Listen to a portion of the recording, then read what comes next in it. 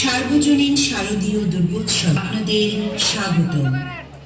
মণ্ডপে আগত ভক্ত সকলকে জানাই শিউলি সুরভিত শারদ শুভেচ্ছা। আপনাদের জন্য আমাদের এবারের আয়োজিত থিম সামন্তরাল।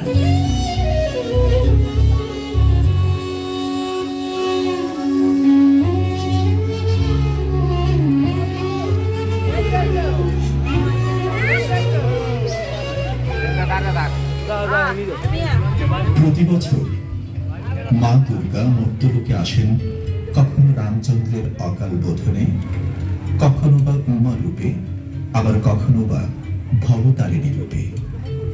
আমরা সকলেই জানি মা দুর্গা অনেক অসুরকে ভিন্ন ভিন্ন রূপে দমন করেছেন ভক্ত ও জগতের কল্যাণে। কিন্তু মা দুর্গা সে তো 10 মাস গর্ভে ধারণ করে প্রসব যন্ত্রণা ভোগ করে, কিন্তু বাবা 25 বছর ধরে আমাদের বহন করে যান। এতে কারো ভূমিকায় কম নয়। তবু কেন বাবা পিছিয়ে আছেন? মায়ের মতো বাবাই যে আপনাকে কোলে পিঠে করে মানুষ করছেন, তার হিসেবটা ছোট্টবেলায় বাবার কাঁধে চেপে মণ্ডপে মণ্ডপে দুর্গা ঠাকুর দেখতে যান। আসলে বুঝলেন না আপনি মহাদেবের কাঁধে ভর করে মা দুর্গা দেখে এসেছেন। বাবা নিজে একবেলা খাবার কম খাবে, তবু সে তার সন্তানকে পড়ালেখা করাবে। মা বিনা বেতনে সংসারের যাবতীয় পরিশ্রম করেন, তার গুরুত্ব অসীম। বাবা তার সমস্ত বেতন সংসারের জন্য ব্যয় করেন। উভয়ের প্রচেষ্টাই সমান, তবু মায়ের পরিশ্রমকে অগ্রাধিকার দেওয়া হয় কেন বলতে পারেন? মা তোমার পছন্দ মতো রান্না করেন, বাবা তোমার পছন্দের জিনিস কিনে দেন। তাদের উভয়ের ভালোবাসা সমান, তবুও কেন জানি না কেন বাবা পিছিয়ে। ফোনে কথা বললে প্রথমে মায়ের সাথে কথা বলতে চান, কষ্ট পেলে মা বলে কাঁদেন। আপনার প্রয়োজন হলেই আপনি বাবাকে মনে রাখবেন, কিন্তু বাবার কি কখনো খারাপ লাগেনি যে আপনি তাকে অন্য সময় মনে করেন না? ছেলে মেয়েদের কাছ থেকে ভালোবাসা পাওয়ার ক্ষেত্রে প্রজন্মের জন্য বাবা কেন পিছিয়ে আছে আজও জানা নেই। বাবা সারা জীবন কঠোর পরিশ্রম করেন পরিবারের যত্ন নেওয়ার জন্য, কিন্তু যখন স্বীকৃতি পাওয়ার কথা আসে কেন জানি না তিনি সব সময় পিছিয়ে থাকেন।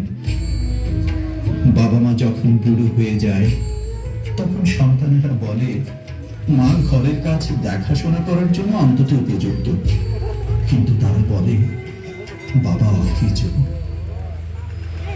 একটি পরিবারের বটবৃক্ষ হয়ে থাকে পিতা, যে তার ছায়া দিয়ে আঁকে রাখে পুরো পরিবারকে। যে পিতা দেবী দুর্গার মতো 10 হাত দিয়ে তার পরিবারের সকল চাহিদা মেটানোর তাগিদে রোদ বৃষ্টি কুয়াশা উপেক্ষা করে।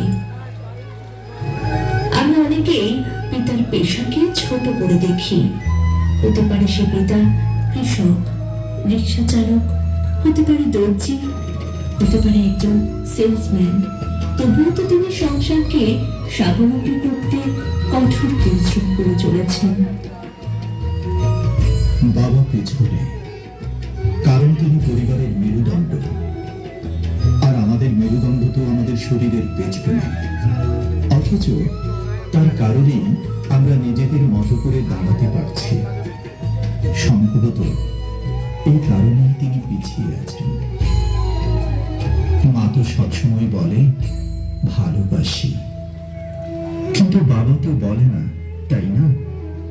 মাকে নিয়ে তো বড় বড় লেখা রয়েছে, কিন্তু বাবাকে নিয়ে তো লেখা নেই। আজ বাবাকে নিয়ে দুটো লাইন বলতে চাই। বাবা আছে তো খাবার আছে, সুন্দর কাপড়ও আছে, মাথা গোঁজার ঠাঁই আছে। বাবা সে তো ছোট্ট পাখির বিশাল বড় আকাশ। বাবা থাকলে প্রতিটি মুহূর্ত নির্বিঘ্নে নিঃশ্বাস প্রতিটি মুহূর্ত আনন্দের উল্লাস। বাবা আছে তো, মায়ের হাতের শাখা সিঁদুর। বাবা আছে তো, মায়ের হাতের শাখা সিঁদুর, ভালোবাসা আছে। বাবা আছে, তাই তার শব্দে সারা ঘর মেতে আছে। বাবা আছে তো, সন্তানের সকল ইচ্ছে আবদার আছে। বাবা আছে, বাজারের সব খেলনা আপনার কাছে।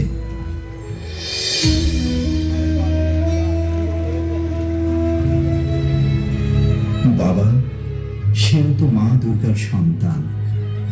তিনিও মা দুর্গার 10টি হাতের মতো সমানে যুদ্ধ করে চলেছেন পরিবারের তাগিদে।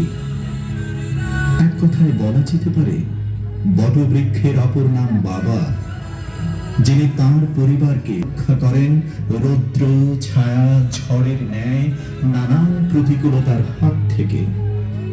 যার আত্মা বারে বারে তুষ্ট হয় আত্মত্যাগের মধ্য দিয়েই, নিঃস্বার্থভাবেই প্রতি মুহূর্তে সকলকে সন্তুষ্ট রাখাতেই যার সার্থকতা। নিজেরা প্রতি বছর পুরনো জামা কাপড়েই পুজো কাটিয়ে দিলে, যাদের পোশাক কোনো দিনও পূর্ণ হয় না, ছেড়েও যায় না, আজীবন ছেলে মেয়েদের পছন্দের দাবি ও চাহিদা পূরণ করেও যারা থেকে যান খালি হাতেই, আজ তাদেরই কুর্নিশ জানানোর পালা। সকল পিতার প্রতি রইল শ্রদ্ধা ও প্রণাম। পিতা স্বর্গ, পিতা ধর্ম, পিতা হি পরম তপ। পিতরি প্রতিমা কর্ণে প্রিয়ন্তে স্বর্গ দেবতা।